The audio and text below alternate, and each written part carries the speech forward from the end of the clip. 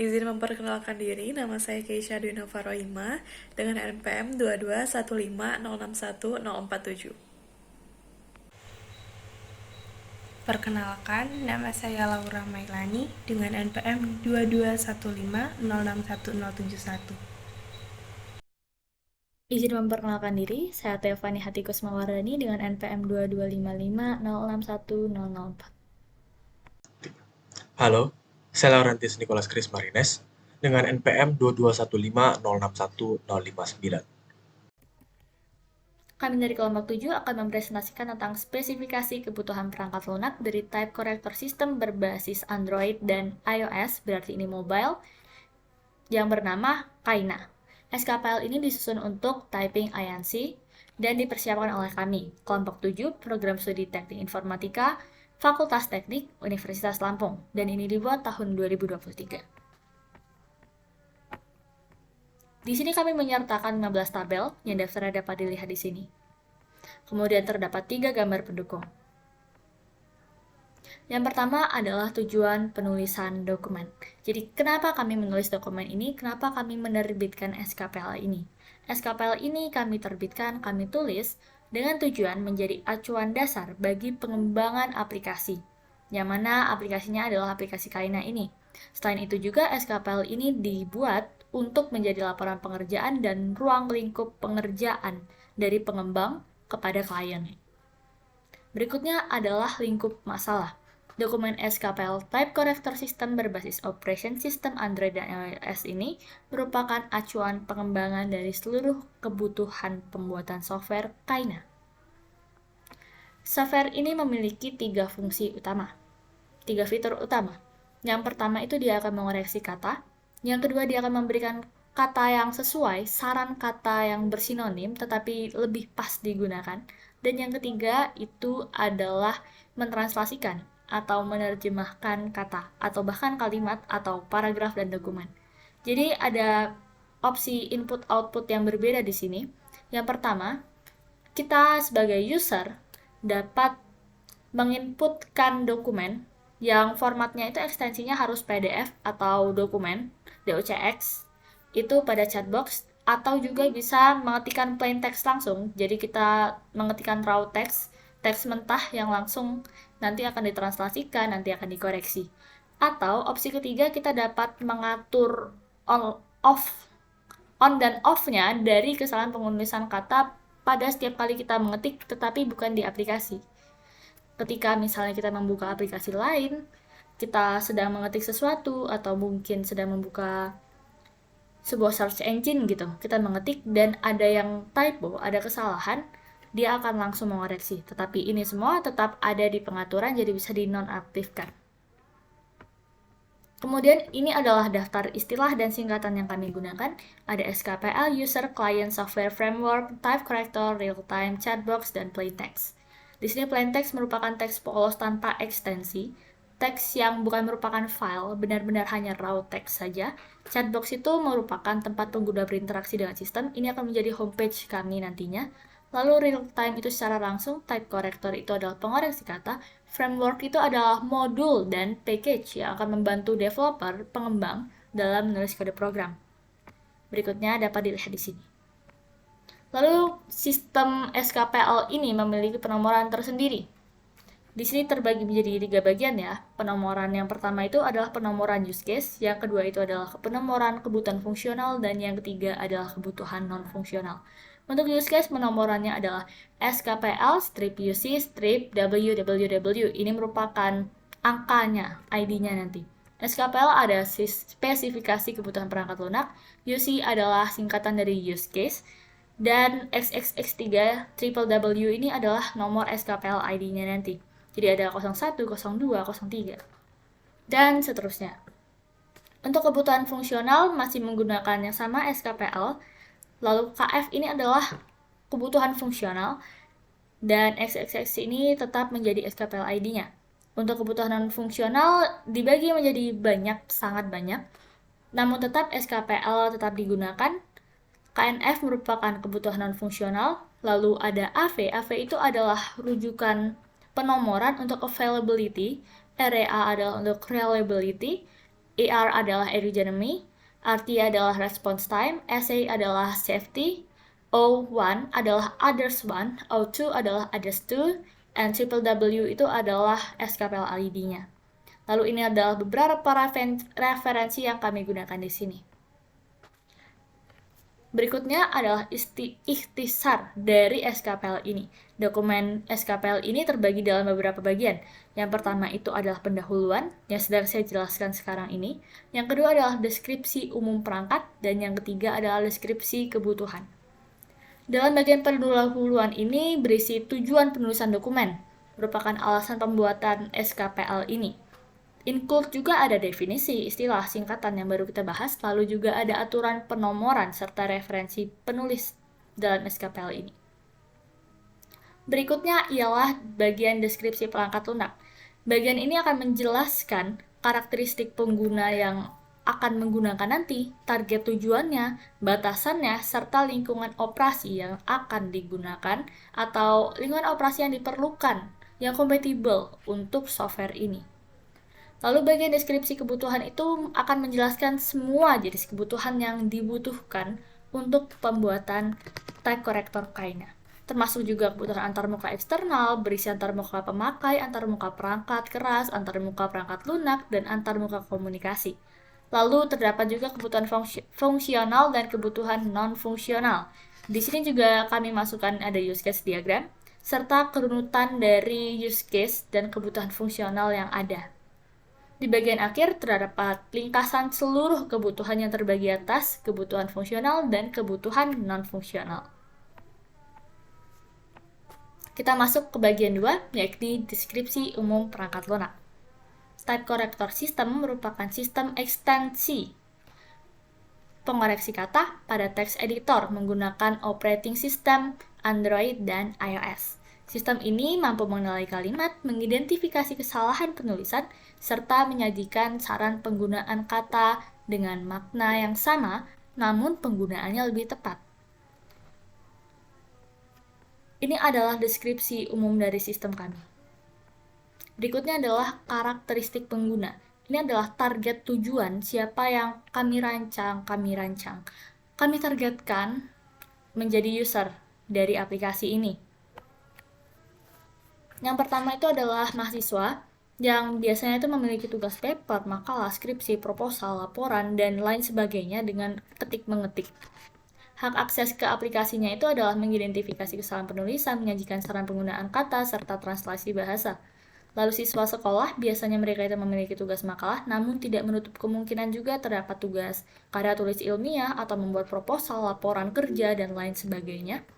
Memiliki hak aksesnya sama.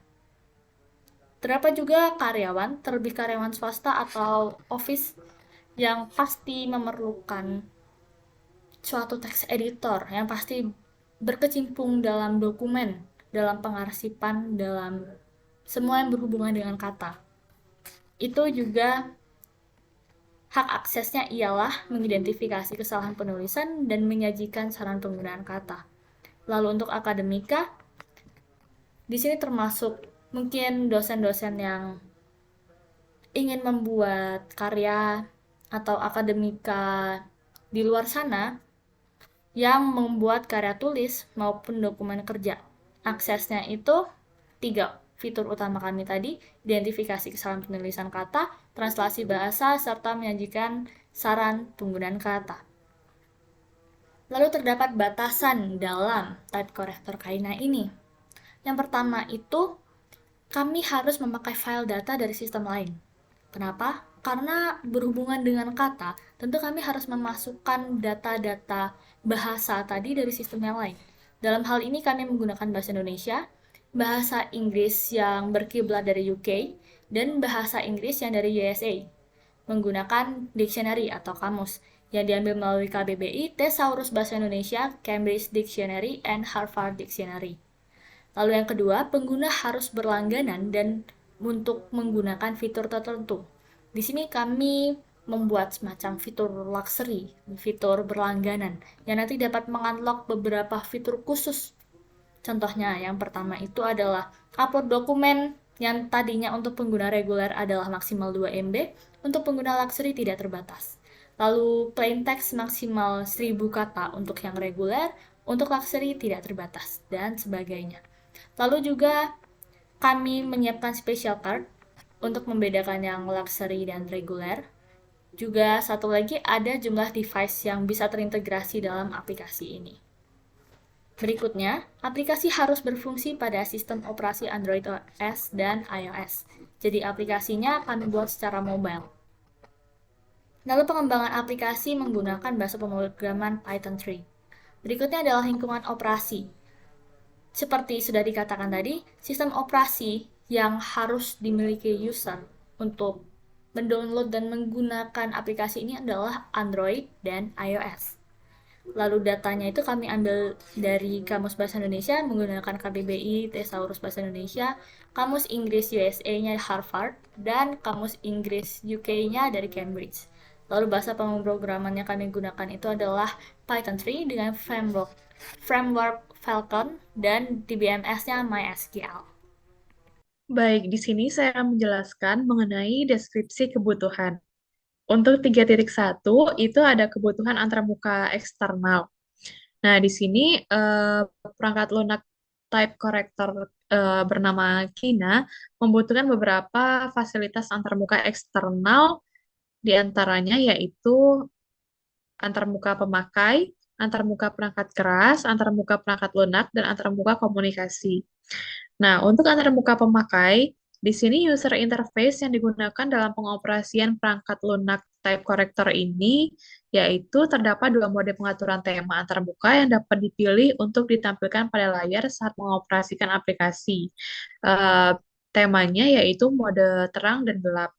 Nah, untuk yang kedua yaitu pengguna berinteraksi dengan antarmuka yang ditampilkan oleh aplikasi Kina berupa teks dan gambar. Nah, teks dan gambar ini bisa dilihat oleh pengguna selama menggunakan aplikasi.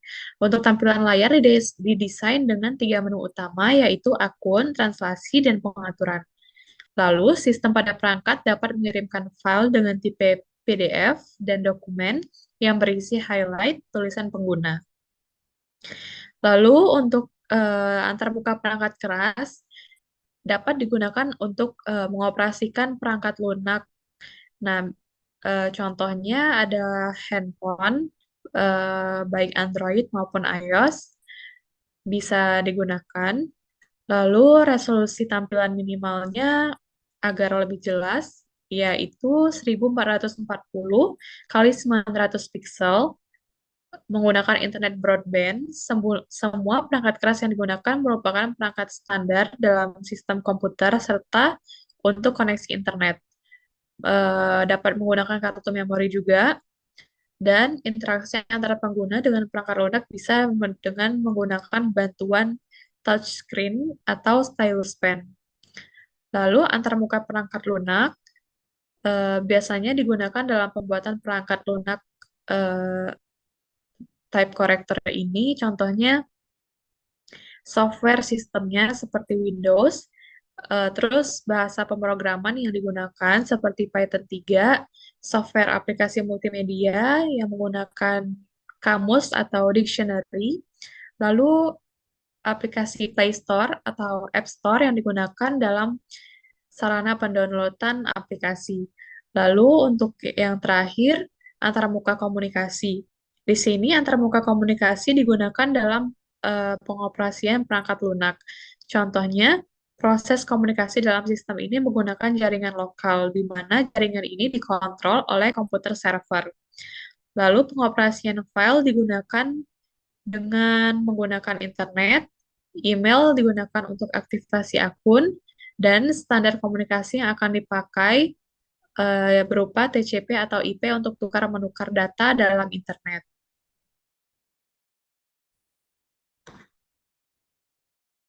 Baik, untuk materi selanjutnya adalah tentang kebutuhan fungsional. Adapun kebutuhan fungsional dalam pengembangan aplikasi ini adalah sebagai berikut. Ini tertera pada tabel 4, yaitu kebutuhan fungsional aplikasi, di mana yang pertama adalah sistem dapat membaca input pengguna. Penjelasannya data berupa kata yang dimasukkan ke dalam sistem, kemudian sistem dapat membaca data tersebut. Kemudian yang kedua, Sistem dapat menampilkan pilihan bahasa. Maksudnya adalah jenis bahasa yang disediakan dalam sistem, yaitu berupa bahasa Inggris dan bahasa Indonesia. Kemudian pada kebutuhan ketiga, yaitu sistem akan menentukan kata yang tidak sesuai, yang mana tampilan yang akan diberikan oleh sistem berupa pemberian highlight pada kata tidak sesuai.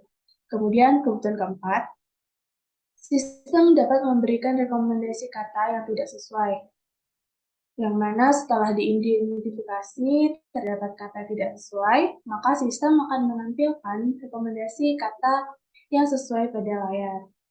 Kemudian kebutuhan kelima itu sistem dapat mengonversi kata yang diinputkan dalam bahasa lain yang telah diprogram. Yang mana setelah kata diinputkan dan sudah terbaca oleh sistem, selanjutnya sistem dapat melakukan sebuah konversi kata ke dalam bahasa lainnya. Oke, selanjutnya adalah model use case. Berikut ialah diagram use case dalam pengembangan perangkat lunak type corrector Kina. Jadi ini ada use case diagramnya. Di sini bisa lihat ya, ada melakukan registrasi dan login, menerjemahkan, mengoreksi dan pemasaran kata, mengubah pengaturan aplikasi, mengubah pengaturan akun. Kemudian kita langsung masuk ke definisi aktor. Adapun aktor yang berperan dalam use case diagram tersebut adalah yang pertama itu ada user. User sebagai pengguna yang memakai aplikasi. Kemudian ada aktor kedua itu adalah sistem. Sistem ini merujuk pada sistem yang mengoperasikan aplikasi. Kemudian definisi use case-nya. Untuk use case pertama itu adalah melakukan registrasi dan login. Di sini, user memasuki aplikasi dengan menggunakan salah satu, yaitu Gmail, Yahoo, atau menggunakan nomor telepon. Use case yang kedua adalah menerjemahkan. Di sini, user dapat menginput dokumen maupun plain text pada chatbox yang tersedia dengan terlebih dahulu menginputkan bahasa awal dan bahasa akhirnya. Selanjutnya adalah use case yang ketiga, yaitu mengoreksi dan menerima saran kata. Di sini user dapat menginput dokumen maupun plain text pada chatbox yang tersedia. Juga tersedia ekstensi real time yang akan berjalan di latar belakang. Use case keempat adalah mengubah pengaturan aplikasi.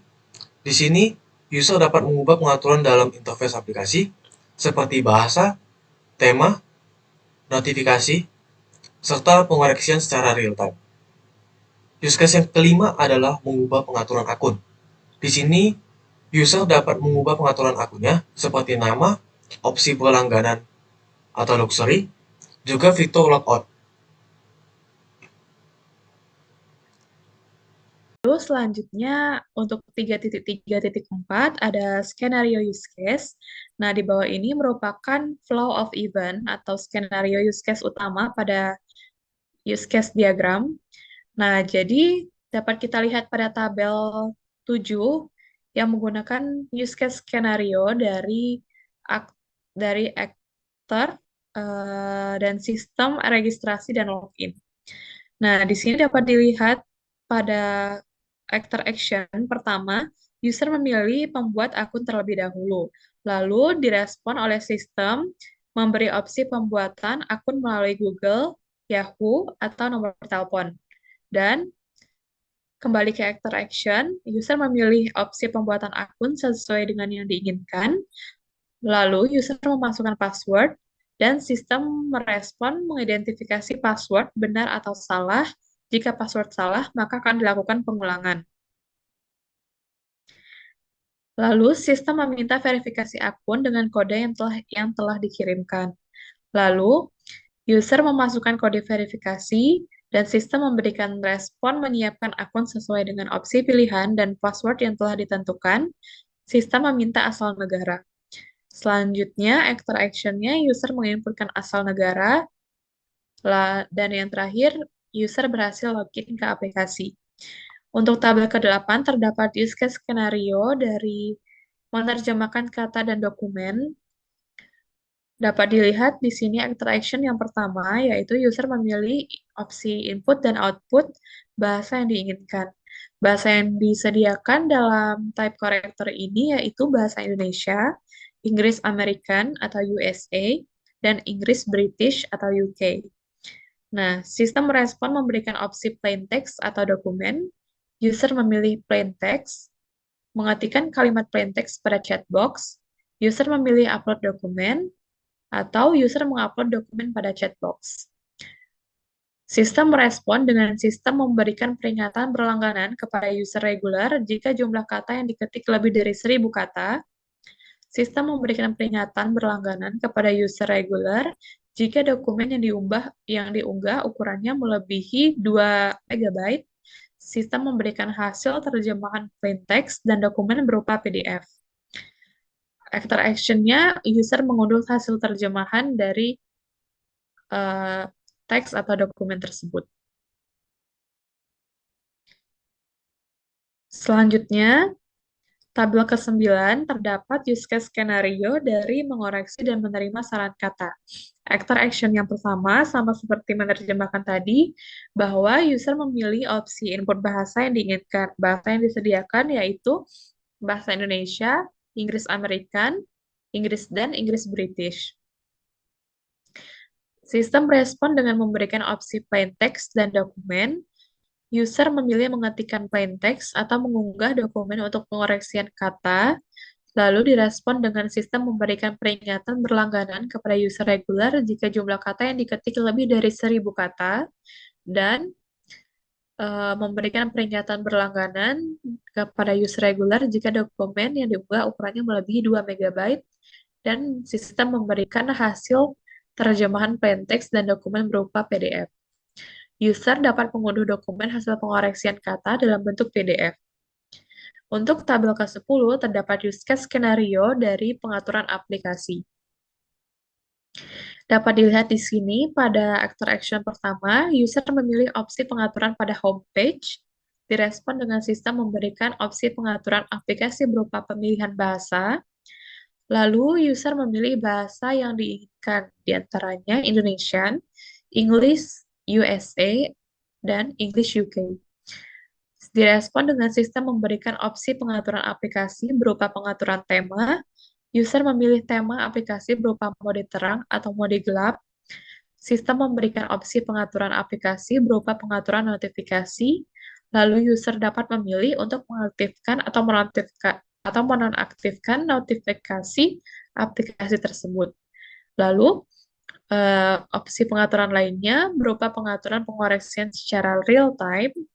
User juga dapat memilih untuk mengaktifkan atau menonaktifkan saran penggunaan kata secara real time tersebut, dan sistem memberikan pertanyaan apakah perubahan yang dilakukan sudah sesuai. Jika user memberikan jawaban iya atau tidak. Jika user memilih tidak, maka perubahan dibatalkan, dan jika user memilih iya, maka perubahan akan diterapkan pada aplikasi. Untuk tabel ke-11 terdapat use case skenario dari pengaturan akun. Yang pertama, terdapat actor action, user memilih opsi pengaturan akun. Sistem responsnya memberikan opsi perubahan nama pada profil. Actor action yang ketiga, user dapat mengubah dan mengedit nama akun sesuai dengan keinginan. Lalu direspon dengan sistem menampilkan perbaikan nama dan sistem memberikan pengaturan berlangganan. Lalu, user dapat memilih untuk berlangganan sebagai akun luxury, direspon dengan sistem memberikan opsi pembayaran untuk akun luxury tersebut, dan sistem menampilkan opsi pembayaran melalui PayPal ataupun Play Store. User memilih opsi pembayaran, user melakukan pembayaran melalui aplikasi masing-masing. Direspon dengan sistem menampilkan pembayaran berhasil. Sistem memberikan special card pada opsi My Account User setelah pembayaran berhasil, dan sistem akan memberikan opsi logout. Pada actor action-nya, user memilih opsi logout pada setting, lalu direspon dengan sistem memberikan pertanyaan apakah ingin keluar dari akun atau tidak. Lalu user memilih jawaban iya atau tidak, Direspon dengan jika tidak, maka proses logout tadi dibatalkan. Jika iya, maka proses logout berhasil dan tampilan aplikasi akan berubah menjadi pilihan login. Baik, materi selanjutnya adalah kebutuhan non-fungsional. Adapun kebutuhan non-fungsional pada aplikasi ini sebagai berikut, itu tertera pada tabel 12 yang mana terdapat ID, parameter, dan parameter yang pertama adalah availability, yang mana kebutuhannya itu sistem dapat terus bermain yang memiliki akun yang dapat mengakses fitur, kemudian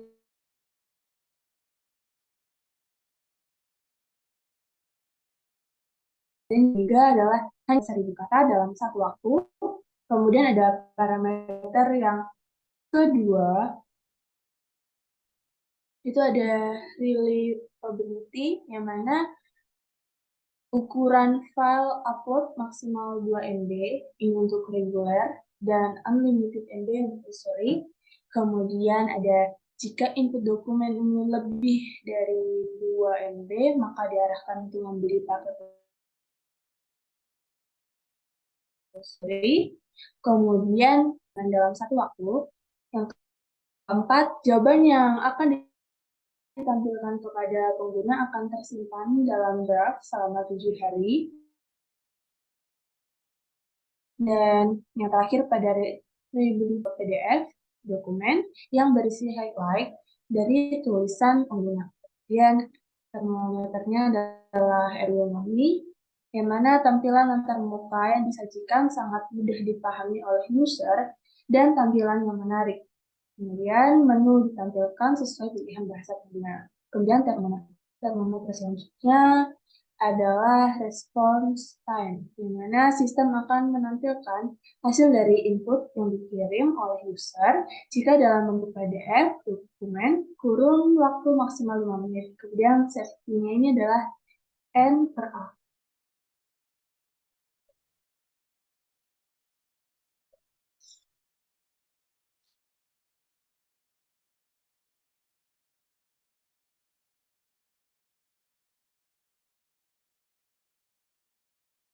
Kemudian selanjutnya ada order 1, yaitu bahasa komunikasi, yang mana pengguna dapat memilih opsi bahasa yang digunakan, yakni bahasa Indonesia, bahasa Inggris American, dan bahasa Inggris British.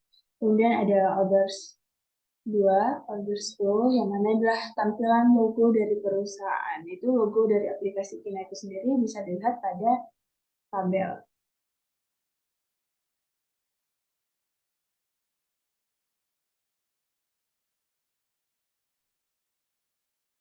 Kemudian pada 3.5 yaitu batasan perancangan. Batasan perancangan yang dipakai dalam pengembangan perangkat lunak ini antara lain, yang pertama harus memakai file data dari sistem lain, yaitu bahasa Indonesia, UK, USA Dictionary, yang didapat melalui KBBI, Thesaurus Bahasa Indonesia, Cambridge Dictionary, dan Harvard Dictionary. Kemudian yang kedua itu adalah pengguna harus berlangganan untuk menggunakan fitur tertentu. Luxury ini bisa dalam jumlah katanya, ukuran dokumennya, special card, kemudian jumlah device terintegrasi. Dan yang ketiga ini harus berfungsi pada sistem operasi Android OS dan iOS.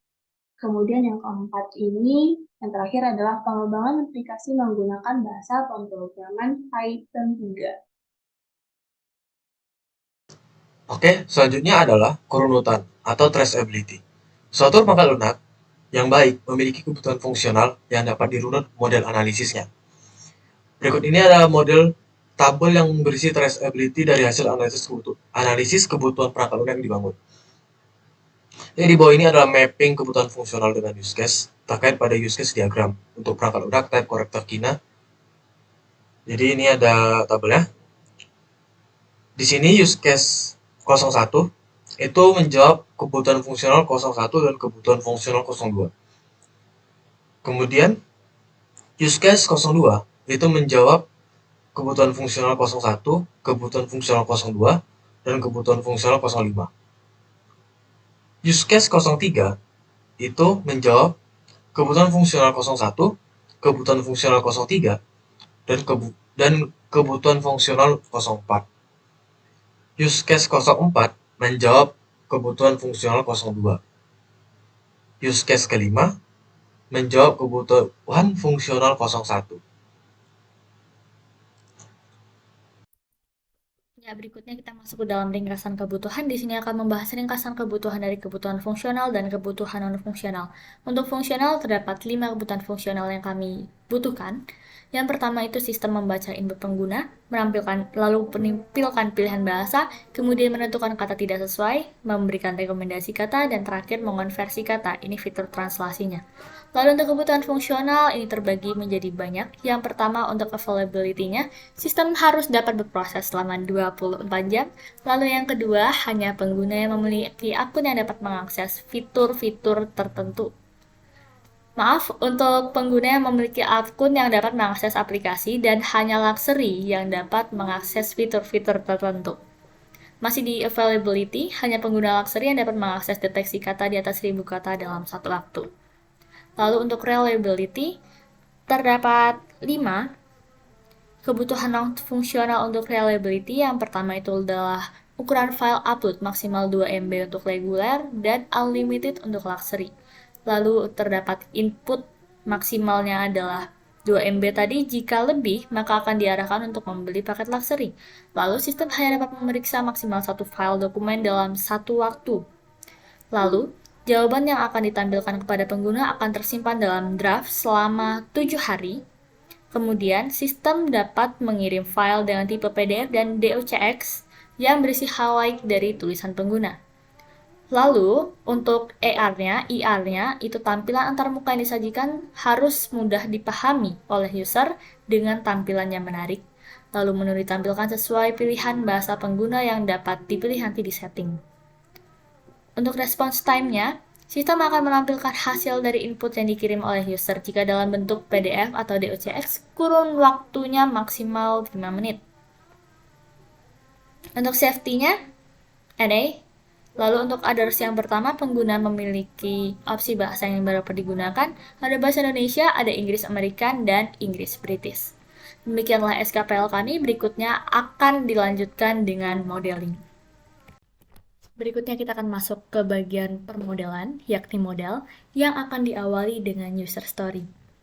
Di sini user type-nya adalah mobile user, dan epic atau use case-nya itu ada 5, yaitu registrasi dan login, pengaturan akun, pengaturan aplikasi, penerjemahan, dan pengoreksian kata. Di bagian registrasi dan login, sebagai user, saya dapat membuat akun menggunakan Google, Yahoo, dan nomor telepon. User juga akan mendapatkan kode verifikasi di sini. Dia include masuk ke bagian memasukkan password ini.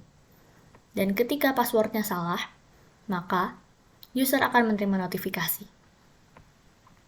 Kemudian masih di bagian registrasi, user dapat memilih asal negara yang akan menentukan bahasa sistem bawaan yang akan digunakan.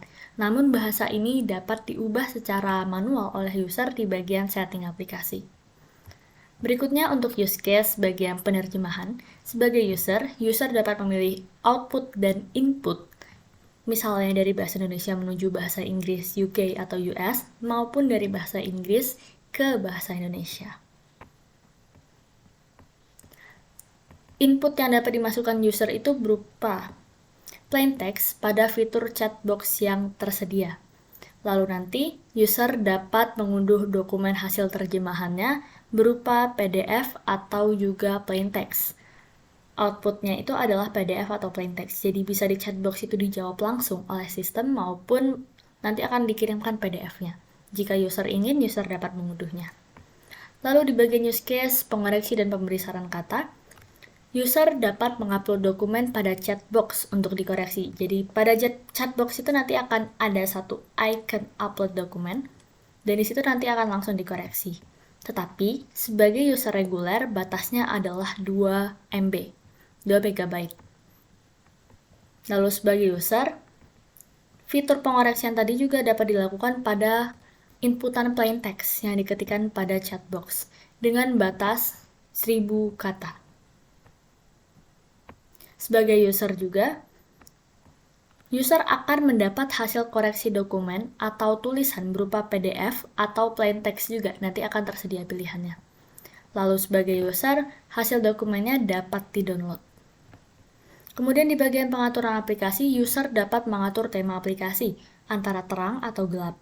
Lalu user dapat memilih bahasa aplikasi yang akan digunakan, American English or British English or ya bahasa Indonesia.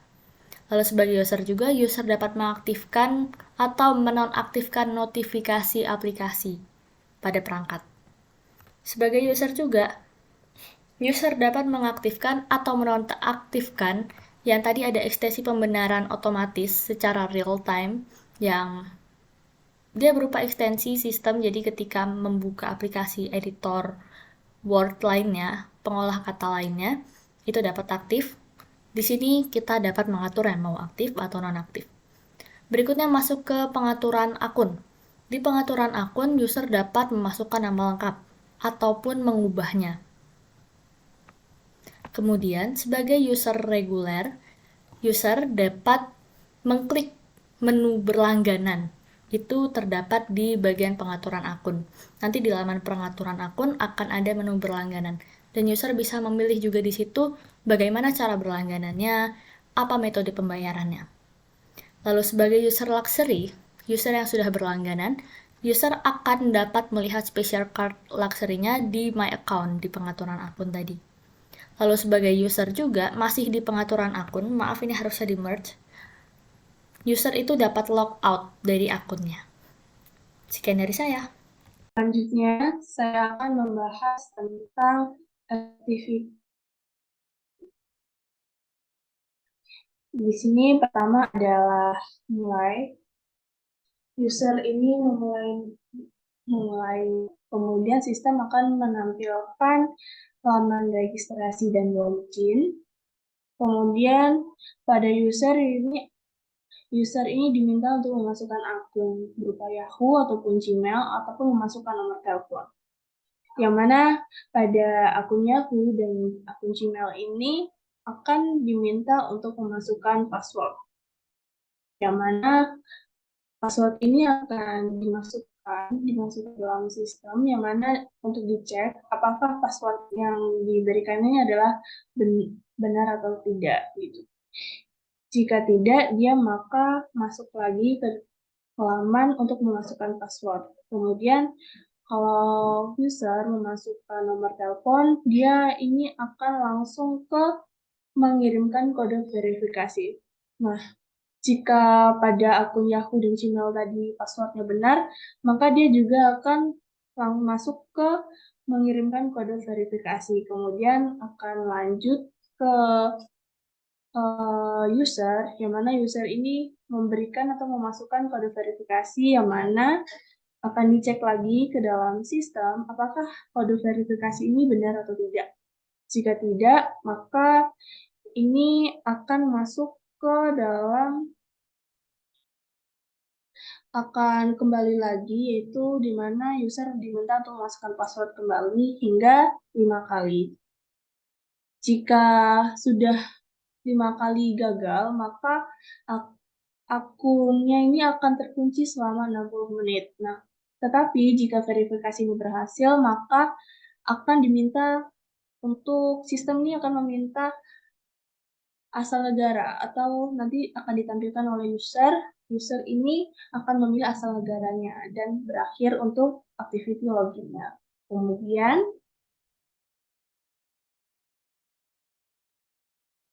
yang pertama itu adalah user melakukan start, dimulai dengan start, yang mana memilih input dan output bahasa yang digunakan, yaitu bahasanya ada 3, yaitu Indonesia English UK, Indonesia English USA, kemudian English UK atau USA Indonesia, yang akan dikirim ke sistem, yaitu memberi opsi jenis input. Kemudian sistemnya akan mengecek ukuran dokumen atau jumlah katanya, jika kurang dari 2 MB atau kurang dari sama dengan 1000 MB. Jika tidak kurang atau berarti lebih, maka akan diminta untuk menjadi pengguna luxury. Begitu. Akan dicek apakah pengguna luxury atau bukan. Jika ya, maka dia akan langsung, jika ukurannya ini kurang dari 2 MB dan kurang dari 9.000 kata, dia akan langsung dicek bahasa yang digunakan. Kemudian ini kan dicek apakah pengguna user atau bukan, dia ini akan masuk pesan harus berlangganan untuk mengakses jika dia bukan pengguna usury. Tapi dia akan tetap mengecek bahasa yang digunakan, tetapi dengan keterbatasan yang ditentukan begitu. Kemudian setelah mengecek bahasa yang digunakan, kemudian diterjemahkan kata atau dokumen yang diinputkan, kemudian sistem akan menampilkan hasil dari terjemahan, kemudian ada berupa pilihan, yaitu berupa dokumen, yang mana jika berupa dokumen ini akan menampilkan kepada user apakah akan mendownload hasil terjemahan berupa dokumen ataupun tidak. Jika tidak, maka dia akan berakhir, dan jika iya, maka akan mendownload dulu, kemudian berakhir. Selanjutnya, saya akan membahas tentang activity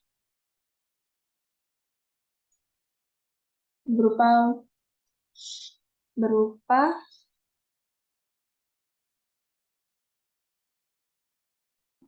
koreksi dan saran, yang mana user ini akan pertama-tama memilih input dan output bahasa, kemudian memasukkan berupa dokumen.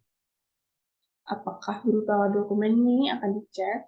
Jika iya, sistem akan mengecek dokumennya apakah kurang dari 92 MB ataupun kurang dari sama dengan 1000 kata. Jika iya, maka dia akan langsung mengoreksi bahasa yang digunakan, dan jika melebihi dari ketentuan, maka akan dipertanyakan apakah pengguna sesuai atau bukan. Sistem akan mengeceknya. Jika bukan, dia akan menampilkan pesan harus berlangganan untuk mengakses. Kemudian mengoreksi bahasa yang digunakan, kemudian lanjut ke mengoreksi keseluruhan kata yang dimasukkan, kemudian lanjut menampilkan kata yang tidak sesuai sekaligus saran kata. Nah, ini berupa dokumen, maka sistem akan menampilkan kepada user apakah download hasil terjemahan atau tidak. Nah, jika tidak, maka dia akan berakhir, dan jika iya, maka dia akan membuat terlebih dahulu, kemudian berakhir.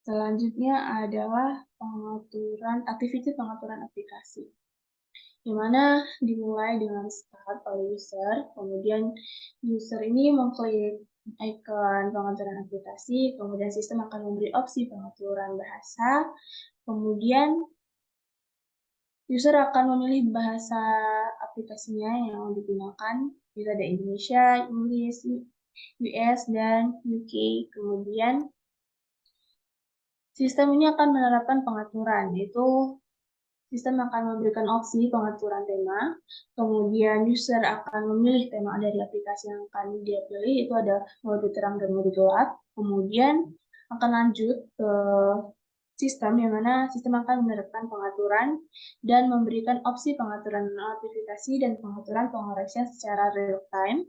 Kemudian user akan memilih pengaturan notifikasi dan pengaturan pengoreksian secara real time, yang mana ini akan ada dua pilihan, atau on atau off. Jika sudah dipilih, maka akan lanjut ke sistem, yang mana sistem akan menerapkan pengaturan, kemudian lanjut memberi pertanyaan apakah perubahan sudah sesuai. Jadi user ini akan memilih perubahan ini sudah sesuai atau tidak sih. Jika sudah, maka sistem akan menerapkan perubahan, dan jika tidak, maka sistem tidak akan melakukan perubahan dan finish. Kemudian selanjutnya adalah activity pengaturan akun, yang mana ini dimulai dengan start tentu saja, kemudian pengaturan akun ini dimulai dengan pengaturan nama. Jika ia, maka memasukkan nama, kemudian sistem akan menampilkan nama, Jika bukan pengaturan nama, dia akan apakah berlangganan akun seri. Jika iya, maka akan dimasukkan ke dalam sebuah aplikasi pembayaran dari Play Store dan PayPal.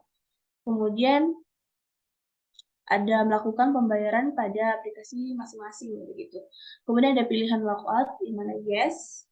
Jika yes ini sistem akan menampilkan apakah Anda yakin ingin keluar. Jika yakin maka akan langsung ke finish. Selanjutnya adalah sequence diagram. Di sini, sequence diagram pertama adalah registrasi dan login. Pertamanya, pengguna akan menuju ke di menu login ini, dia memilih membuat akun. Kemudian, dari menu login akan menampilkan menu registrasi. Kemudian, manajer registrasi akan memberikan opsi kepada user melalui menu registrasi. Opsinya adalah Google, Yahoo, atau nomor telepon. Kemudian jika user memilih Google atau Yahoo, user akan dimintakan untuk memasukkan email dan passwordnya. Kemudian setelah memasukkan email passwordnya, memasukkan akun Google atau Yahoo-nya di menu registrasi, kemudian akan diperiksa kevalidasinya, memeriksa kevalidannya di manajer registrasi. Jika valid, maka manajer registrasi akan mengirimkan kode verifikasi ke menu email pengguna. Jika tidak valid, maka email atau ada pesan email atau password salah yang dikirimkan di menu registrasi. Jika pengguna memilih untuk meregistrasi dengan nomor telepon, maka user akan memasukkan nomor teleponnya dulu, kemudian akan diperiksa nomor telepon tersebut oleh manajer registrasi. Kemudian, setelah manajer registrasi memeriksa, manajer registrasi akan mengirimkan kode verifikasi di menu SMS ke SMS nomor teleponnya. Setelah user telah menerima kode verifikasi, manajer registrasi akan meminta kode verifikasi melalui menu registrasi. Kemudian user memasukkan kode verifikasi yang didapatkan di menu registrasi, kemudian dikirimkanlah kode verifikasi tersebut untuk memeriksa validasinya dikirim ke manajer registrasi. Jika valid, maka akan langsung membuat akun. Akun tersebut langsung ditambahkan ke data user. Jika tidak valid, maka ada pesan kode verifikasi salah di menu registrasi. Kemudian, manajer registrasi akan meminta asal negara pengguna, kemudian pengguna memasukkan asal negaranya. Setelah memasukkan asal negaranya, di menu registrasi akan mengirimkan asal negara tersebut ke manajer registrasi, kemudian manajer registrasi akan menyimpan data asal negara di data user. Kemudian, setelah menyimpan data asal negara tersebut, menu registrasi akan langsung menampilkan menu utama di sini. Oke. Sequence diagram yang kedua adalah penerjemahan. Di sini pengguna di menu utama memilih penerjemahan. Setelah memilih menu penerjemahan, menu utama akan menampilkan menu penerjemahan. Kemudian di situ user memilih input dan output bahasanya. Input yang dimaksud di sini adalah bahasa si usernya, bahasa awalnya. Outputnya itu ke bahasa mana ingin diterjemahkan.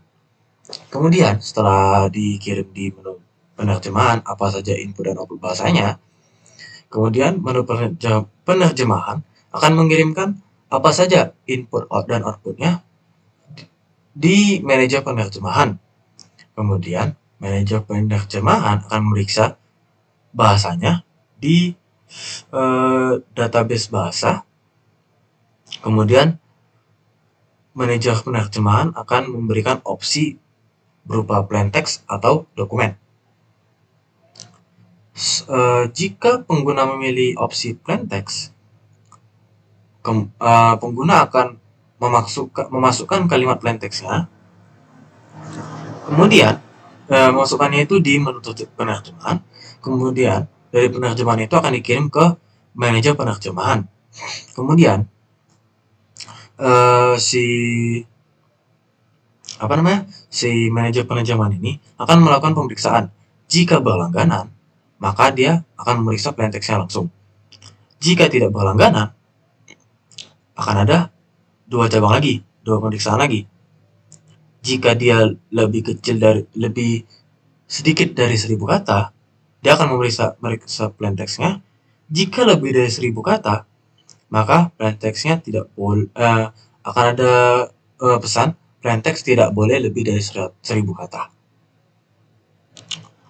Kemudian setelah itu plain text-nya akan diterjemahkan.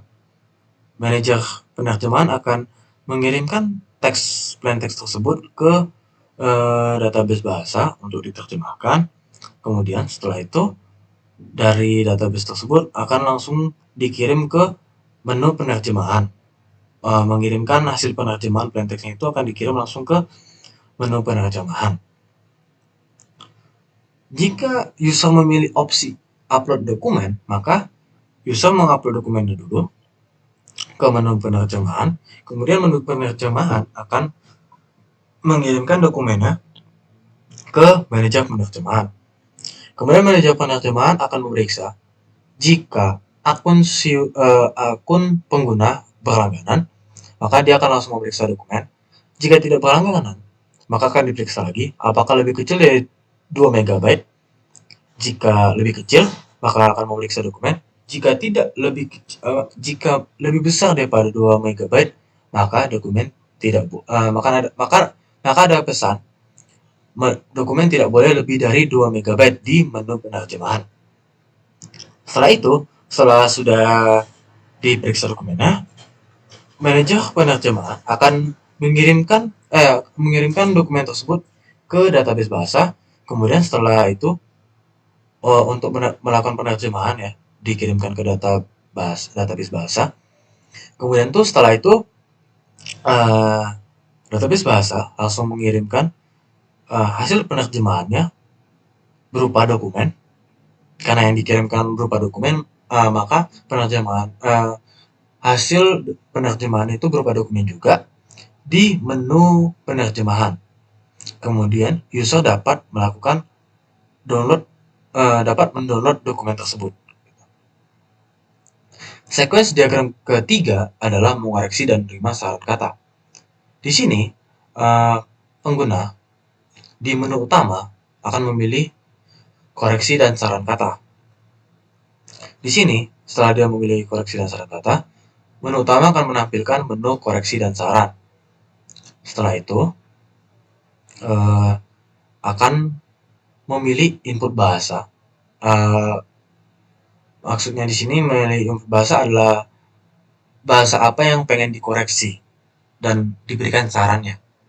Jadi setelah dia memasukkan input bahasa di menu koreksi dan saran, data apa bahasa yang pengen diinput oleh pengguna itu dikirimkan ke manajer koreksi dan saran, kemudian akan diperiksa di database bahasa. Setelah itu, setelah selesai dari diperiksa, manajer koreksi dan saran akan memberi opsi plain text dan dokumen di menu koreksi dan saran. Jika user memilih opsi plain text, maka user memasukkan kalimat plain text-nya tersebut. Kemudian kalimat plain text-nya tersebut dikirimkan di menu koreksi dan saran. Kemudian dari situ akan dikirimkan plain text tersebut ke manajer koreksi dan saran. Kemudian setelah dikirimkan, manajer tersebut akan memeriksa apakah akun pengguna itu berlangganan atau tidak berlangganan. Jika berlangganan, maka akan langsung diperiksa plain text-nya. Plain text tersebut langsung diperiksa. Jika tidak berlangganan, maka akan diperiksa lagi apakah plain text tersebut lebih dari 1000 kata. Jika lebih kecil dari 1000 kata, maka plaintext akan diperiksa. Jika lebih besar daripada 1000 kata, maka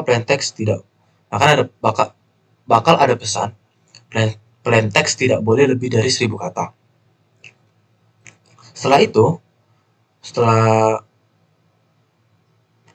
diperiksa, manajer koreksi dan saran kata ini akan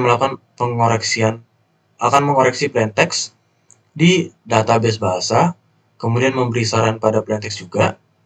Kemudian setelah itu, hasil pengoreksian dan saran kata tersebut akan dikirimkan langsung di menu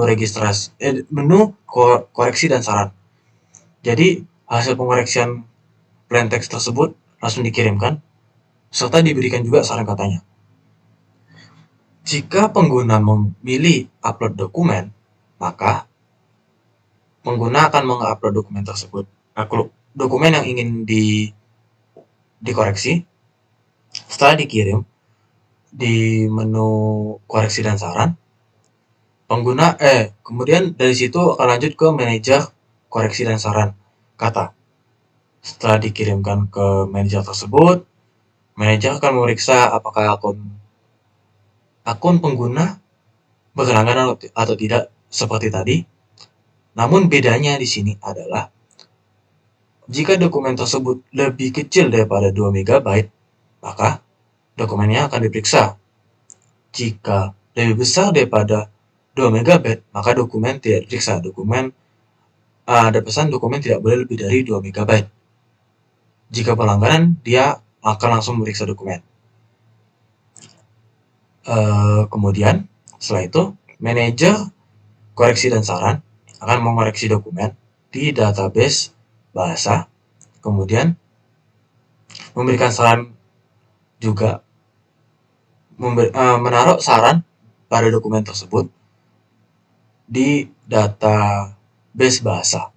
Kemudian, setelah dikoreksi dan diberi saran kata di dokumen tersebut, database bahasa langsung mengirimkan dari database bahasa itu langsung dikirimkan ke menu koreksi dan saran, hasil pengoreksian serta saran katanya dalam satu dokumen.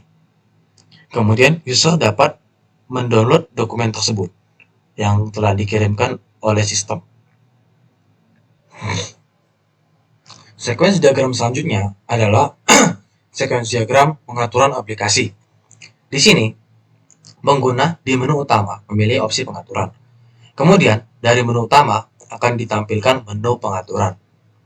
Setelah ditampilkan menu pengaturan, manajer pengaturan akan memeriksa bahasa yang tersedia di database bahasa. Kemudian, manajer pengaturan memberi opsi pemilihan bahasa. Kemudian, user memilih bahasa tersebut.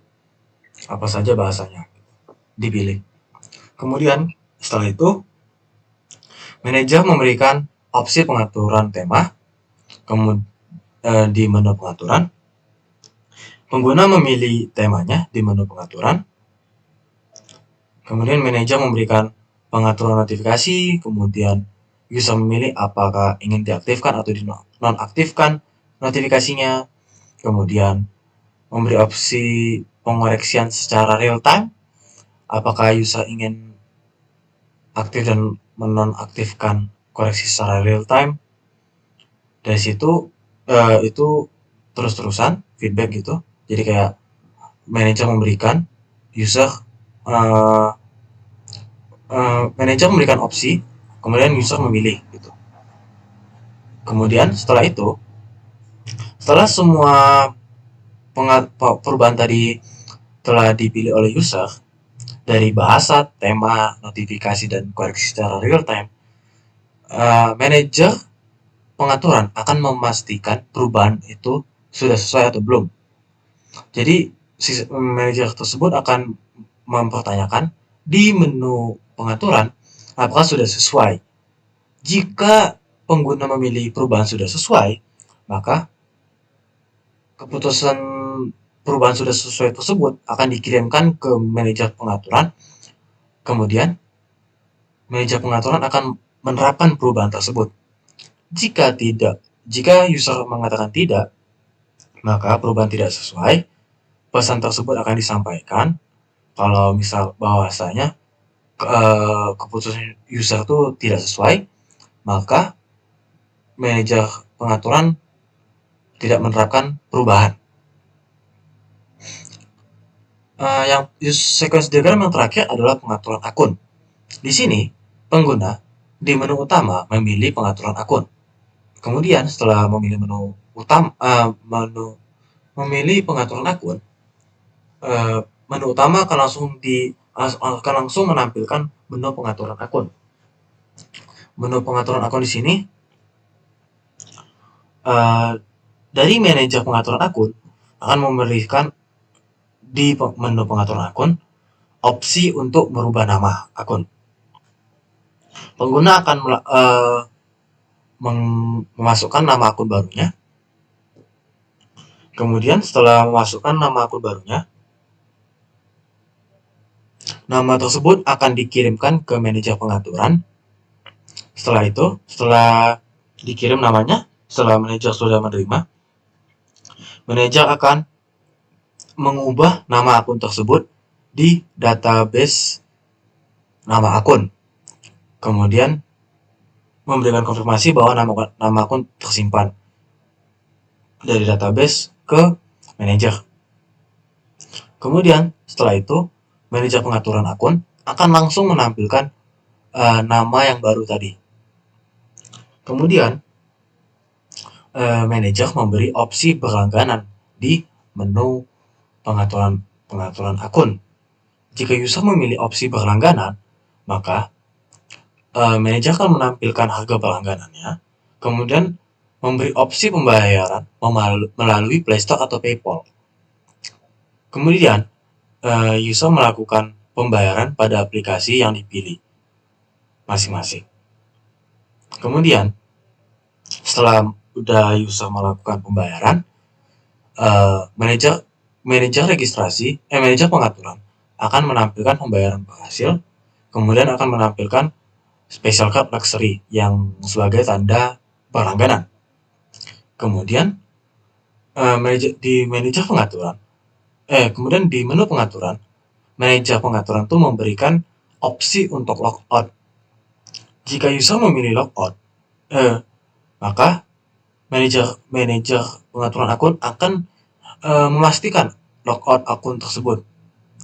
Jika tidak, maka logout tidak berhasil. Jika user memilih tidak di menu pengaturan akun, maka logout tidak berhasil. Jika pengguna memilih iya di menu pengaturan akun, maka dari menu pengaturan akun akan langsung menampilkan menu login dan registrasi yang di sequence diagram yang pertama. Begitu. Sekian dari saya. Terima kasih.